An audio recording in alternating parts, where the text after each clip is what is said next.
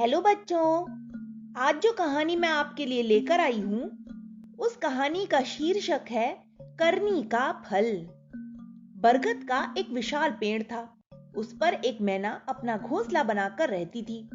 उस मैना की एक बड़ी पक्की सहेली कोयल थी। बरगद के पेड़ को छोड़कर एक आम के वृक्ष पर वो रहा करती थी।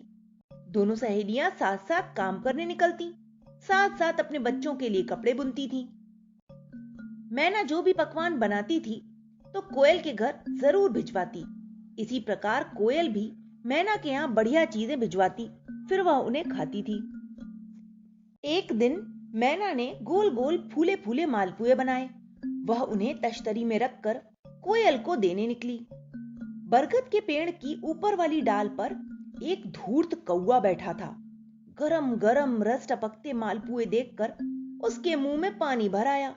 उसका मन हुआ कि सारे के सारे मालपुए गपा गप करके खाता ही चला जाए, पर उसे मैना से मांगने में शर्म आई। कुछ यह भी लगा कि पता नहीं वह देगी भी या नहीं। उसने तुरंत ही एक उपाय सोचा। वह तेजी से डाल से उतरकर मैना के सामने आ गया और बोला, नमस्ते दीदी। कौवा पूछने लगा, इतनी सुबह सुबह कहां चल दी दीदी?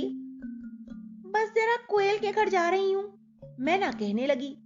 कौवा अपनी आवाज को थोड़ा और मीठा बनाकर बोला, ओहो मैना दीदी, तुम कितनी सुंदर हो, तुम कितनी अच्छी हो, तुम कितनी परोपकारी भी हो, तुम सबको कितना प्यार करती हो, तुम मुझे बड़ी अच्छी लगती हो।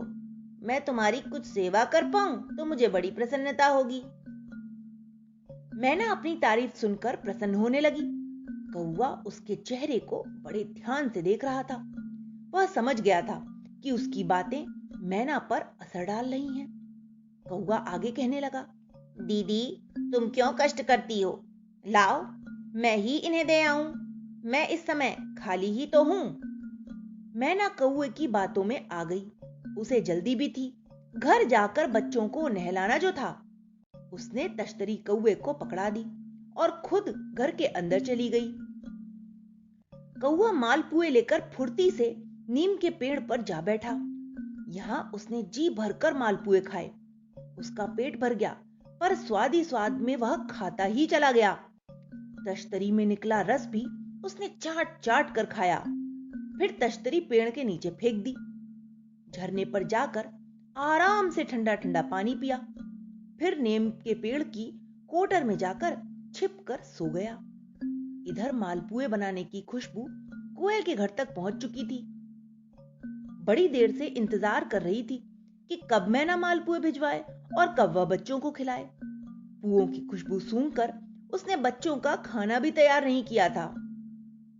कोयल इंतजार करती रही कि मालपुए अब आए, पर ऐसे ही शाम बीतती चली गई। न मैना खुद आई और ना ही उसने पुए भिजवाए। उसे बड़ा गुस्सा आया। वह सोचने लगी कि अब मैं कभी भी मैना के यहां कोई पकवान नहीं भिजवाया करूंगी। कोयल गुस्से में भरी खाना खा रही थी कि तभी मैना आई और वो बोली, बहन जरा तश्तरी तो दे दो।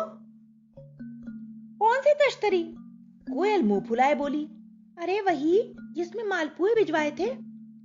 कैसे मालपुए? यहां तो कोई कुछ नहीं लाया। कोयल बोली। मैना समझ गई कि यह सब चालाकी कौवे की है। उसने कोयल को सारी बातें बतलाईं। कौवे ने यह शरारत पहली बार न की थी।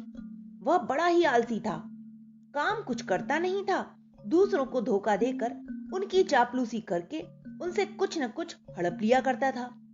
मुर्गी, तोता, बत्तख, चिड़िया, बकरी, कुत्ता आदि सभी पशु पक्षी उससे तंग आ गए थे। मैना और कोयल ने तय किया कि आज तो कौवे को दंड देना ही चाहिए, जिससे कि आगे वह किसी और को धोखा न दे सके। मैना और कोयल दोनों कौवे को ढूंढने निकली। मैना की निगाह नीम के पेड़ के नीचे पड़ी हुई तश्तरी पर पड़ी। उसने सोचा कि कौवा भी यहीं आसपास कहीं होना चाहिए। दोनों सहेलियों ने मिलकर नीम के सारे पेड़ को छान मारा। आखिर एक कोटर में कौवा मिल ही गया। वह सो रहा था। उसने इतना खा लिया था कि उसका पेट आगे की तरफ फूल गया था। कोयल ने अपनी चोंच उसमें गड़ाई कौवा हड़बड़ाकर उठ बैठा। जैसे ही वह कोटर से निकलकर भाग रहा था कि एक नुकीली डाल उसकी आंख के अंदर घुसती चली गई। आंख से खून निकलने लगा। मैना दौड़कर डॉक्टर नीतू लोमड़ी को ले आई। उसने दवा लगाई, पट्टी बांधी, पर कौवे की आंख ठीक न हो पाई। आज तक वह एक ही पुतली से काम करता है। जंगल के सभी जानवर आपस में यही कहते रहते हैं कि जो दूसरों का बुरा करता है भगवान उसे दंड जरूर देता है। भगवान के यहां न्याय में देर हो सकती है, अंधेर नहीं। कौवे को अपनी करनी का फल मिल गया। सदाचारी और दूसरों का भला करने वाला व्यक्ति ही सुख संतोष से रहता है। उसी को ईश्वर भी प्यार करते हैं।